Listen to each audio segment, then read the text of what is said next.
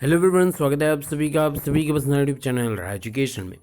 नवनियुक्त शिक्षकों सावधान होने की स्थिति है। और ये वीडियो विशेषतः उसी पर बनाया जा रहा है क्योंकि आपके कमेंट मैं पिछले 2 से 3 हफ्तों से एनालाइज कर रहा हूँ। कुछ ऐसे कमेंट भी आ रहे हैं जो थोड़ा सा सतर्क करने वाले हैं और ऐसी स्थिति मैंने देखी है और इस वजह से ये वीडियो बनाई जा रही है। सबसे इम्पोर्टेंट बात, विद्यालय आवंटन जब तक नहीं है तब तक तो घाटा है ही है। किस प्रकार का घाटा है उस पर बातचीत करेंगे। स्पष्टीकरण मांगा जाए, ऐसी स्थिति से जरूर बचिएगा। सीएल विशेष पर चर्चा करूंगा और छुट्टी लेने से क्या घाटा है, किन किन परिस्थितियों में छुट्टियां, कितनी रेस्ट्रिक्शन हैं, तमाम चीज़ों पर चर्चा करूंगा और इंक्रीमेंट पर भी इसका असर क्या पड़ता है उस पर विशेष बातचीत करेंगे। चलिए बिना किसी देरी के वीडियो शुरू करते हैं, बातचीत प्रारंभ करते हैं।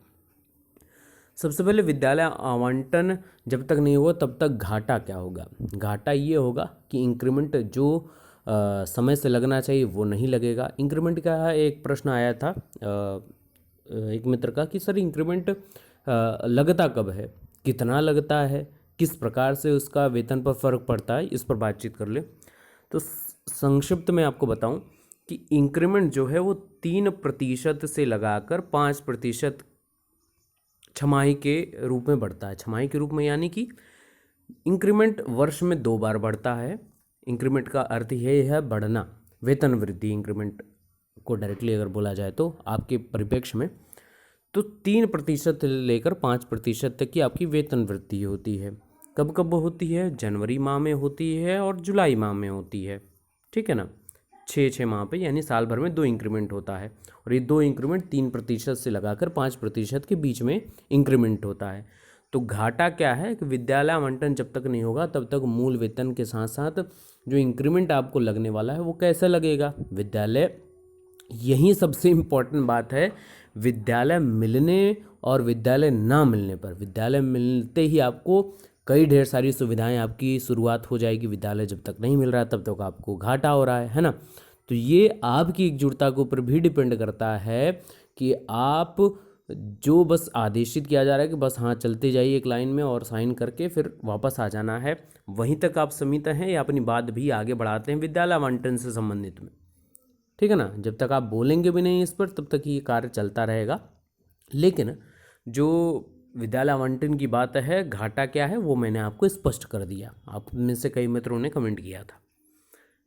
अब जो बात कहने जा रहा हूँ उसको बहुत ही गौर फरमाइए कि क्योंकि इसका एक निगेटिव इम्पैक्ट पड़ने वाला है। स्पष्टीकरण, ये जो शब्द है अपने आप में बहुत ही इम्पोर्टेंट है। कोई अधिकारी अगर ये बोले कि इसका, अभी आमतौर पर हम कहीं पर रहते हैं और कोई बात नहीं बता पाते हैं किसी को तो बोलता है इसको स्पष्ट करो। स्पष्ट करने का अर्थ है कि आप उसको डिटेल में बताएंगे और जो जो चीज़ें त्रुटियां हैं उन वो समाप्त होंगी। तो यही है, जब अभी बीएस से आपको बोलें कि अपनी छुट्टियां आप जो विशेष तौर पर ले रहे हैं वो भी अपने प्रोबेशन पीरियड में यानी परिवीक्षा काल में। परिवीक्षा काल आपका 1 वर्ष का है, इस दौरान आप अस्थायी हैं। और स्पष्टीकरण ये और भी इम्पोर्टेंस इसका बढ़ जाएगा जब आप स्थायी तौर पर नियुक्त हो जाएंगे। लेकिन अभी जो प्रोबेशन पीरियड है ना, ये प्रोबेशन पीरियड बहुत ही फूक फूक कर कदम चलने वाला है। तो आपको अपना रास्ता खुद तय करना है। कई जिलों में हुआ है ये, कन्नौज में हुआ है, जौनपुर में हुआ है। स्पष्टीकरण नोटिस जारी की गई बीएसए द्वारा और बोला गया है कि 3 दिवस के भीतर अपनी अनुपस्थिति का स्पष्टीकरण दें। क्यों अनुपस्थित रहे। अगर ऐसी स्थिति नहीं होती तो वेतन काटा जाएगा और जिस दिन से वेतन एक भी दिन आपका कटा वहीं से प्रोबेशन पीरियड फिर से रिन्यू हो जाता है। इस बात को बहुत ही गंभीरता से लेने की आवश्यकता है। अब सबसे महत्वपूर्ण बात ये मैं बताऊं आपको, इस स्थिति से आपको बचना है। सीएल जो आपको मिलेगा कैजुअल लीव या इसको इमरजेंसी लीव भी मैं बोल दूं, तो ये विशेष ही परिस्थितियों में लीजिए। 1 वर्ष में 14 सीएल आपको मिलती हैं, ठीक है ना। और 1 महीने के भीतर 1 माह के भीतर आप 4 सीएल से ज़्यादा सीएल अप्लाई नहीं कर सकते, ले भी नहीं सकते। उसका निगेटिव इम्पैक्ट पड़ता है। जनवरी से लगाकर दिसंबर तक टोटल 14 सीएल आपको अप्रूव्ड होते हैं और इसी 14 सीएल को आपको लेकर आगे बढ़ना पड़ता है।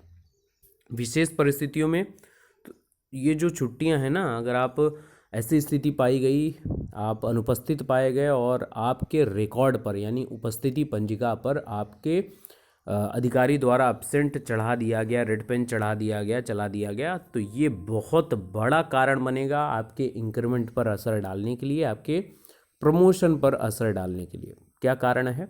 इंक्रीमेंट वृद्धि रुक जाएगी।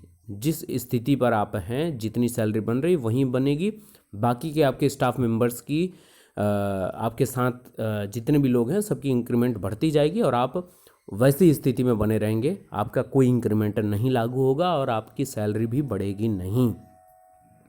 दूसरा, जब सबका प्रमोशन होगा तो प्रमोशन आपका नहीं होगा, ये एक निगेटिव इम्पैक्ट की तरफ आएगा और भविष्य इसका उज्ज्वल नहीं है।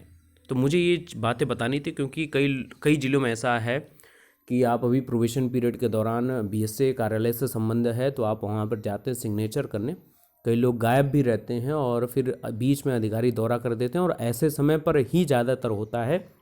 जैसे स्थिति बनती है, आज छुट्टी है कि नहीं है, आज लीव होना चाहिए, वहाँ पर हॉलीडे परिषद की जो लिस्ट जारी की गई उसको बहुत अच्छे से देख लीजिए किस महीने में कौन कौन सी विशेष छुट्टियाँ हैं।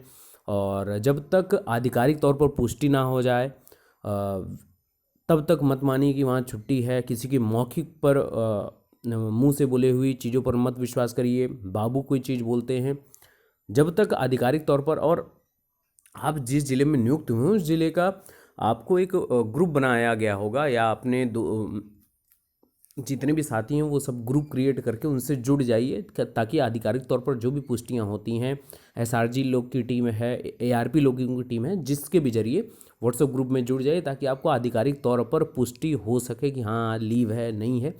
क्योंकि मैंने कई बार देखा है कि ऐसी स्थिति में ही लोग थोड़े से डामाडोल वाली स्थिति में आते हैं कि बाबू ने तो मौखिक रूप बोल दिया था छुट्टियां हैं और आधिकारिक कोई पुष्टि नहीं हुई और उस दिन एब्सेंट चढ़ गया।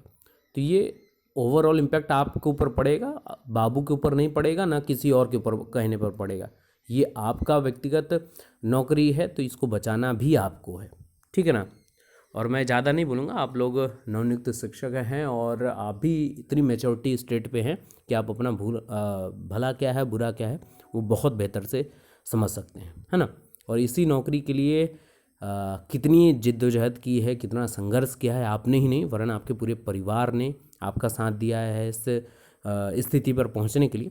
तो उसका पूरा सदुपयोग करिए और उम्मीद यही करूंगा कि जितने भी साथी, जितने भी मित्र इस मेहनत कश रस्साकसी को तोड़ते हुए आगे बढ़े हैं वो ऐसी स्थिति में ना पहुंचे, ऐसे प्रभु से कामना है और ऐसा सतर्क रहने का मैं संदेश भी देता हूं आपको, है ना।